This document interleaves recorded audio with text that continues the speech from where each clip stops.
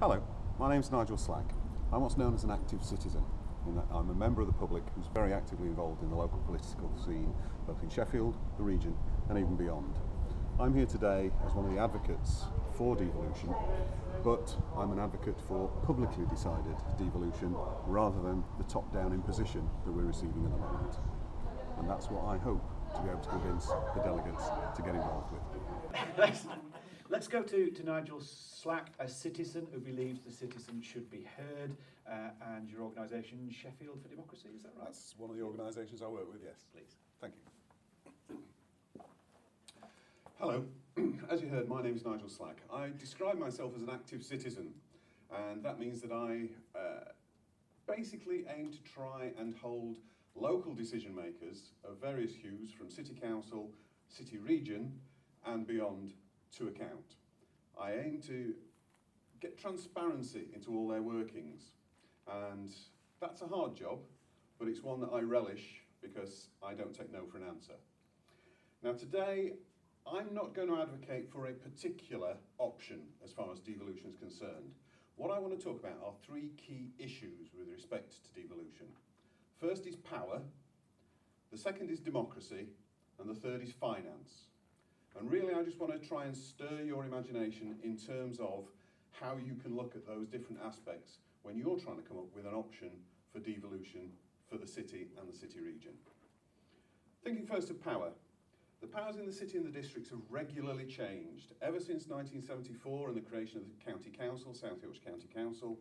1986 this was abolished and most of its powers returned, though not all, to the district and the city council.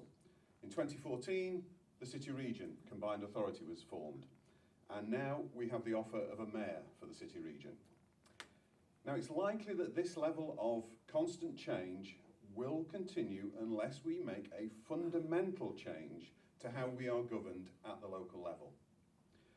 These changes have been at the whim of government so far, and not the choice of the public or the voters. Moving forward, we're being told that bigger is better, and bigger government is a problem because we lose our connection to the people making the decisions. We lose transparency about what they're doing, and we lose the ability to effectively hold them to account. We are the most centralised country in Europe, despite what Mr. Mothersole said, because as yet Albania is not part of the European Union. They're applying, but they're not in. So we are the most centralised country in Europe, and that has a deleterious effect on us at neighbourhood, city, region, county level. What I want to suggest to you in terms of power is turn it on its head. Don't think about what can we bring down, but think first of all, what power do we want at neighbourhood level?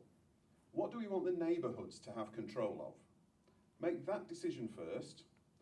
Then what should the city or the district have control of? That comes from what you've already given to the neighbourhoods and what's left over for the city. Having decided what the city wants, what powers should be controlled by some form of regional government? There are obvious ones like transport. An integrated transport system is vital in this age of everybody having one or two cars in their households, but a lot of people preferring, if they can, to rely on public transport to get about because it would be better for the environment and it would be better for them in terms of congestion, annoyance, road rage, all those things that go with having to drive your car around busy urban centres.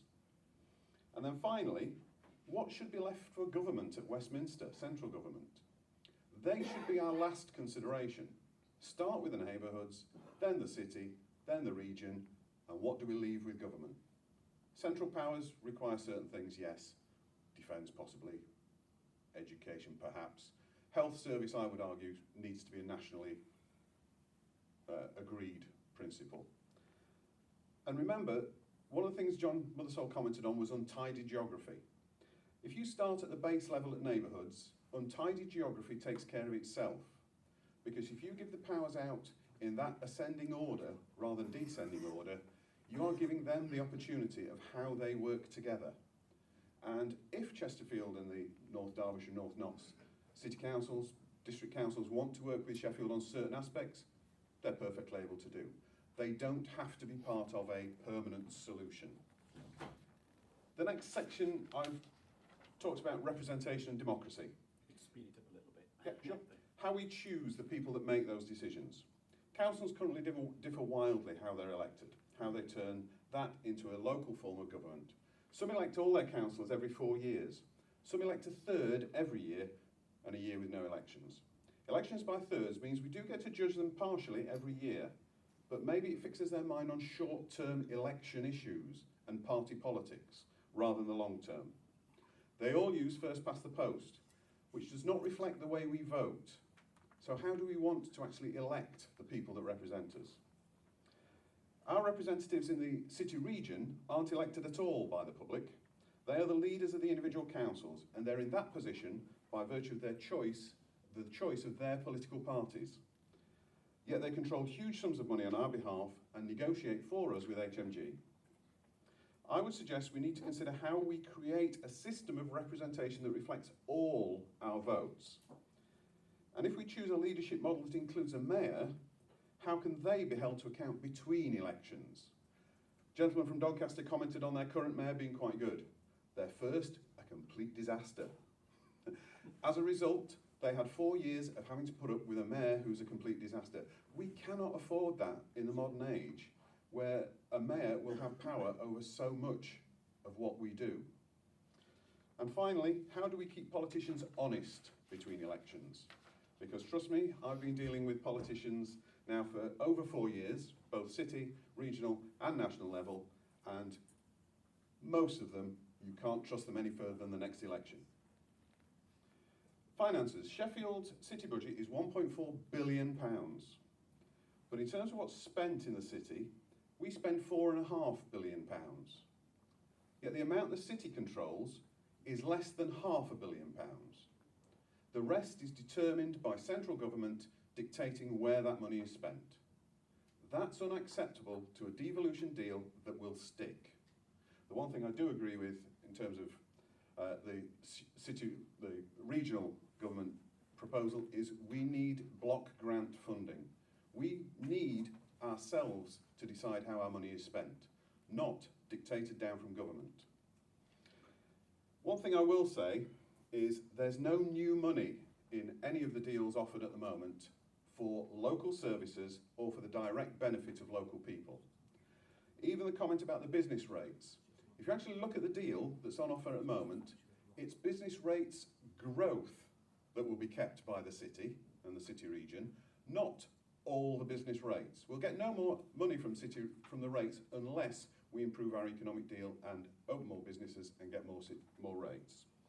So on that, I would suggest that local democracy cannot be independent without control of its own money and spending. How much freedom should local government have to set local taxes? I think that's got to be one of your key thoughts for the weekend. And which areas of state services should remain in the control of HMG? So lastly, final thoughts. Don't be afraid to think differently to the past. Change can happen and can be manageable. Be willing to suggest things that may seem impossible. Other people can help you work out how to do what you want. And if we don't make the change that we want, others will give us the change that they want. And that's where we are at the moment. Thank you.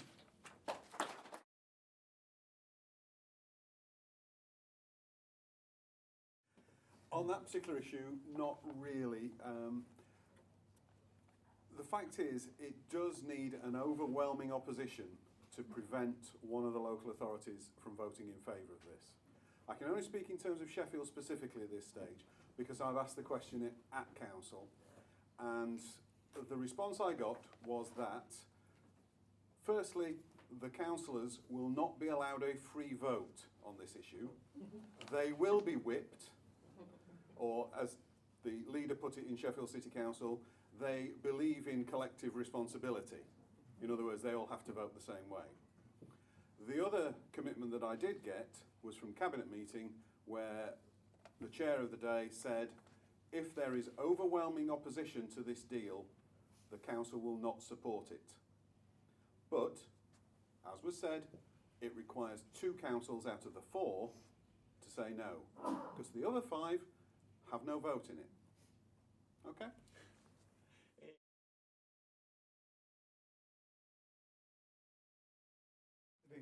I just want to pick up on a couple of things. What you commented about the dangers and the profound dangers of various aspects of the deals. Manchester has made a decision to go for responsibility for fire, police and health and social care. Now that's only a part of health service provision, as you'll be well aware, but it's an important part.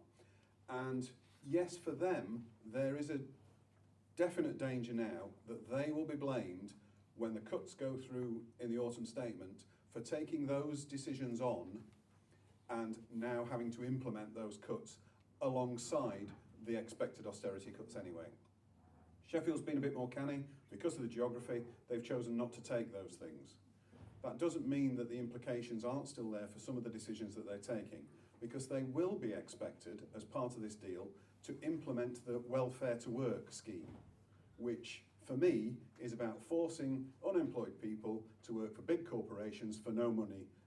And that corporation makes profit out of those people who are getting nothing for doing that job apart from their benefits. They're getting no extra wages for actually doing a proper job of work. If that company needs those, they should pay them a proper job of work. In terms of what the different deals do for the people of Sheffield or the City region, it's very nebulous at the moment as to the current deal that's on offer, because it's about economic development. And that's where the whole emphasis is. The only way it will affect the local people to any significance, beyond a little bit of tickling around the edges with buses, the only way it will affect people significantly is if we get some major economic development that improves employment prospects and then therefore improves the number of people paying council tax or the number of companies paying business rates. But the business rates that we will get as a result of any improvement is only the growth element. So the business rates that currently are being paid in this city, the government takes 50% of. We're not going to get that back. We'll get the 50% we currently get, and any growth we will get to keep. But it's dependent on growth. And currently, as the gent over there said, we are in a position, we have stagflation in this country, we have China slowing down, which is going to impact on the world economy in general. This is not a good time to be trying to improve our city and our region purely through economic drivers. What I think is important for this group is to, looking at what the people need and want, try and come up with a basic option yourselves of where do we start at the bottom, where do we start next, where do we start next, and what do we leave for central government. That's not something that you're going to get in this round of deals. It's almost certainly a done deal. Almost certainly a done deal. But you can affect the way that this deal is done and how it moves forward by making clear that you have a different vision and that is where you would like to see your city and your region move forward.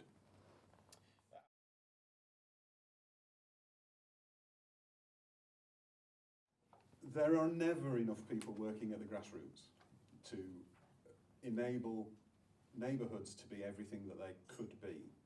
I think the appeal of actually putting something like this into a statutory format, I'm not keen on the word parish councils personally. I think it smacks too much of, as Sinead Mayor said, the Vicar of Dibley approach. I think we need to come up with a different name for a local neighbourhood representation. Now, yes, there are different areas that have different responses to that. Sheffield, I don't know about the rest of South York, but Sheffield used to have community assemblies, which consisted of 7 wards that met on a regular basis to disperse pots of money, led by councillors, but with significant input from members of the public, local community groups, tenants and residents associations, all the local neighbourhood groups that needed small pots of money to do specific projects, to improve their adventure playgrounds, to tidy up the local cemetery, whatever it might be, those organisations were there. Now in Sheffield, that was a very hit and miss affair. Mine in Central was very well organised, very well attended, and did a lot of good. It also worked with some of its neighbours to do things like the General Cemetery, which overlapped different areas.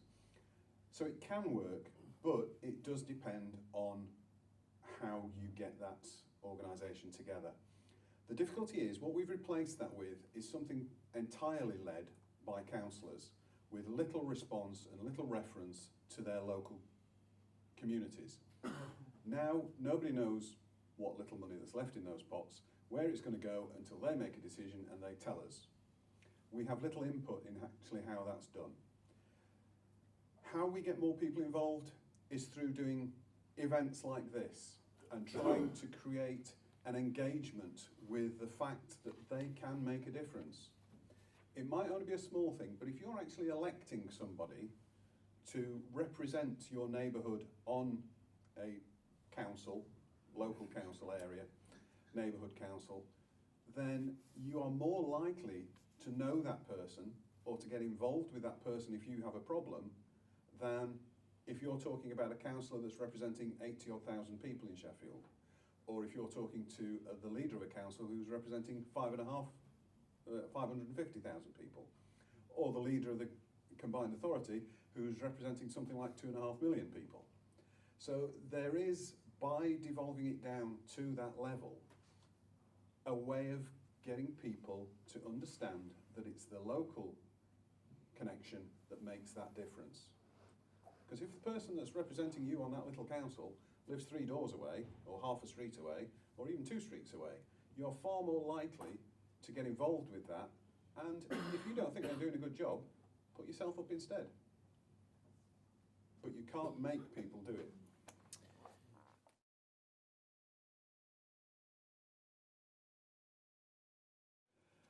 I guess there's probably just 2 things that I need to emphasise with you guys. One is that what you are looking to come up with today is not which solution do you want now.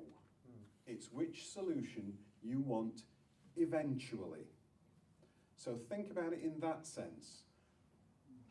To choose the solution that is being offered to us at the moment is expedient. Expedient is fast. It's not always right. So keep your sights on what is in the future and what you want as the ideal, rather than what's on offer now and whether we should accept it, because we've only got a tiny little voice in that particular issue. The other thing I have to say is I'm reminded of a chap called Robin McAlpine, who came to talk at the Festival of Debate in Sheffield last year at an event I hosted on devolution itself. And he was from Scottish Wheel. Scottish Wheel are one of those organisations that are campaigning to continue the devolution process, Commonweal, not Scottish Wheel. And they are continuing to press for devolution in Scotland. Not to Scotland, but within Scotland, because the Scottish system is as centralised as our own. The Scottish councils have few powers to actually decide their fate in the same way that we do. So there is still an ongoing process within Scotland. And he said, whatever you do, you will have to take power from the centre. They will not give it freely. And what is being offered now is not power, it's an economic deal. So look to the future and see what you would like to take from centre, not what they might be prepared to give. Thank you. Thanks.